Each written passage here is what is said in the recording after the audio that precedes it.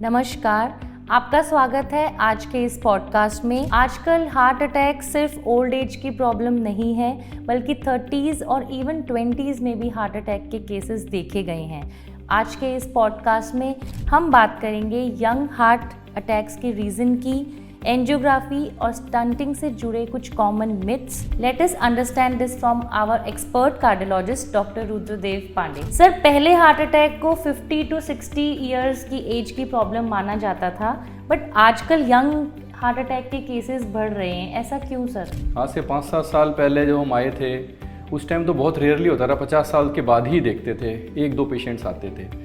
देखते देखते सिनेरियो अभी हो गया 30 to 40 के ही मैक्सिमम केसेस बढ़ते जा रहे हैं, वो भी एक्यूट हार्ट अटैक से आते हैं। तो मेन रीजन जो पहले था वो था बेसिकली स्मोकिंग, तंबाकू। वो किसी भी रूप में हो सकता है, सिगरेट स्मोकिंग, जर्दा के रूप में भी हो सकता है। दूसरा डायबिटीज़ होता है। मेनली 80% कंट्रीब्यूशन इन दोनों चीज़ों का ही होता है। लेकिन अभी जो 2-3 साल से सिनेरियो चेंज हुआ है, इसमें देखा है स्ट्रेसफुल लाइफ और अपना खान पीन जो चेंज हुआ है, जंक फूड है, उसके अंदर पाम ऑयल्स बहुत तेज़ी से बढ़ता है, जिनोमोटोज वगैरह डालते हैं जो फ्लेवर देते हैं, इनके कारण भी बहुत तेज़ी से बढ़ा है। स्ट्रेसफुल लाइफ हो गई है, एक्सरसाइजेज बंद हो गई हैं, इसके कारण ओवरऑल कंट्रीब्यूशन सॉफ्ट प्लाक्स जो होते हैं वो रप्चर हो जाते हैं और हार्ट अटैक में प्रोड्यूस करते हैं। तो एवरेज एज जो है ना इतनी होगी, लेकिन 17, 20, 25 के भी बहुत केसेस तेज़ी से बढ़े। तो कौन से अर्ली सिम्टम्स या साइंस हैं जो अक्सर लोग इग्नोर कर देते हैं? देखिए, यंग में जो होता है वो मानने को तैयार नहीं होते हैं कि मेरे को अटैक आया है, ये बड़ी प्रॉब्लम होती है। उनको अब एक्सेप्ट करना पड़ेगा, मॉडर्नाइजेशन है कि भाई चेस्ट पेन है, साथ में पसीना, घबराहट, वोमिटिंग, 3 चीज़ में से एक चीज़ भी है तो वो एसिडिटी गैस नहीं होती है। हार्ट अटैक हो सकता है, एज पैरामीटर नहीं है। एक बार आसपास ECG डॉक्टर की सलाह जरूर ले लें।